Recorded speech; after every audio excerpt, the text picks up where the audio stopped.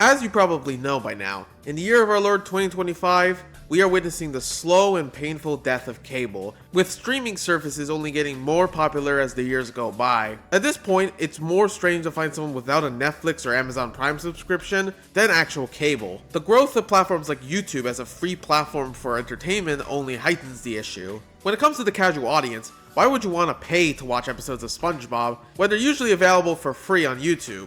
We've been witnessing the ripple effect of this in the United States for a while now, with channels such as Cartoon Network and Nickelodeon slowly dwindling in popularity. However, this is not just a United States problem, it's happening in my homeland of Canada as well, more specifically with the company known as Corus. Founded in 1997, they've become quite possibly the biggest player in Canadian television today, owning the broadcasting rights to many channels in the country, including most kids networks like YTV, Treehouse, Family Channel, and the Canadian versions of Nickelodeon, Disney Channel, and Cartoon Network. With Cartoon Network now being what was formerly Teletoon, and was formerly Cartoon Network being Boomerang.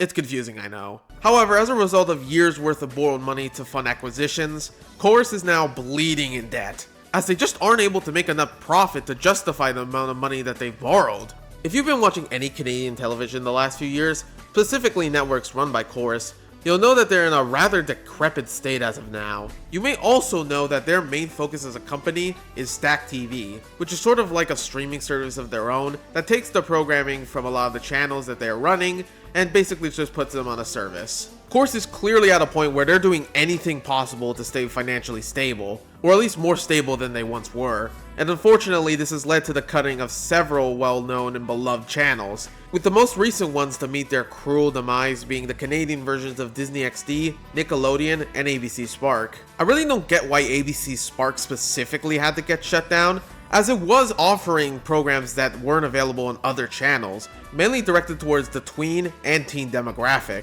Hell, it was the channel where I watched Peak for the first time. However, Disney XD and Nickelodeon make a lot more sense, as they mainly exist to just air reruns of other shows. Not just shows by Disney and Nickelodeon themselves, but also stuff produced by Corus. It's really a shame because these channels used to be a lot more than what they were today. They used to be very distinct in their branding and just offered something different from the likes of YTV and Teletoon. Hell, before Disney Channel existed in Canada, the first ever Disney network in the country was Disney XD. For many Canadians, it was their first introduction to series such as Phineas and Ferb and Gravity Falls. However, as I mentioned, these were two of the studios that were left sort of abandoned by Corus, so it wasn't if they were going to be shut down, it was going to be when. And I guess now was the time. Oh, and it doesn't stop there. In fact, it even gets worse from here. So these channels were mainly just places for Corus to dump programs on. So while it's sad, it isn't bordering on tragic or anything. The same does not apply to something that occurred the day after, with the apparent shutdown of Nelvana Animation, a company owned by Corus since 2000. No matter where you live, if you've grown up with any kind of children's programming, you've seen this polar bear before. It wasn't just a staple for Canadian animation, but animation as a whole. We're talking about the animation studio responsible for the likes of the Magic School Bus, Care Bears, Franklin, the Backyardigans, and most importantly, the Donkey Kong Country Show. I'd shower you with coconut cream pies. We're talking about the death of 54 years worth of history. And unlike the shutdowns of Disney XD and Nickelodeon, this is actually gaining the attention of the national media here. As let's be real, this is far more significant than any of that. However, as of now, it's been confirmed that Nelvana isn't officially shutting down yet.